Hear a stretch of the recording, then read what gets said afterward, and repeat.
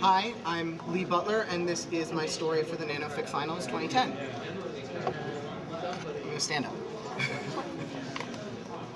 How scary is the future? How scary do you think the future's gonna be? Because if you lived in 1888 and you saw 2010, I think you would be completely and utterly terrified.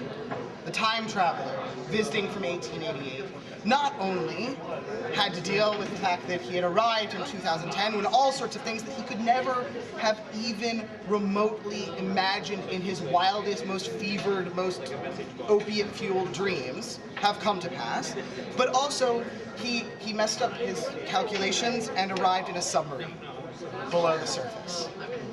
He arrived, he's in his 1888 clothes, he seems very out of place. He gets grabbed by the ship's, by the ship's, not officer, but the person who arrests people. And he says, "Dude, who are you? How did you get here? Are you a spy from Al-Qaeda? What's going on?"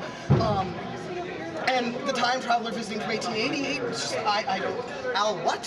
Who in the what? What?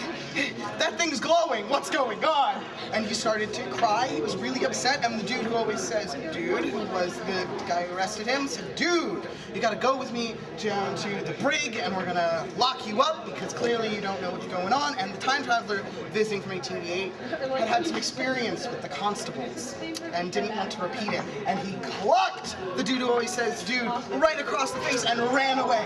He ran away. He was just like, I can't deal. I can't do it. This submarine is a very advanced submarine. It has 2 levels.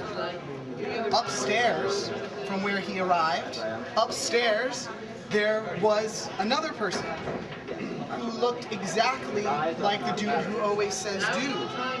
He was his evil twin.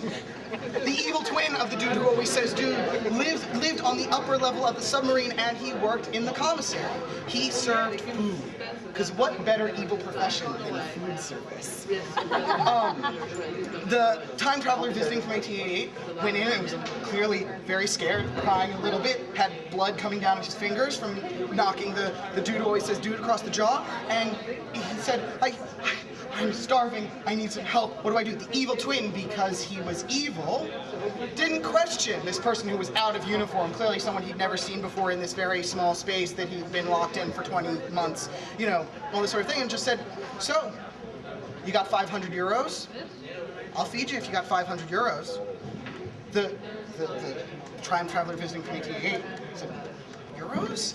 What are you talking about? And he raged and raged, and there was a terrible accident. He grabbed the evil twin by the scruff of the collar and threw him into the giant refrigerator, and he landed into the refrigerator, and it short-circuited, and this was not a very well-maintained submarine, and it burned to inside itself to the ground.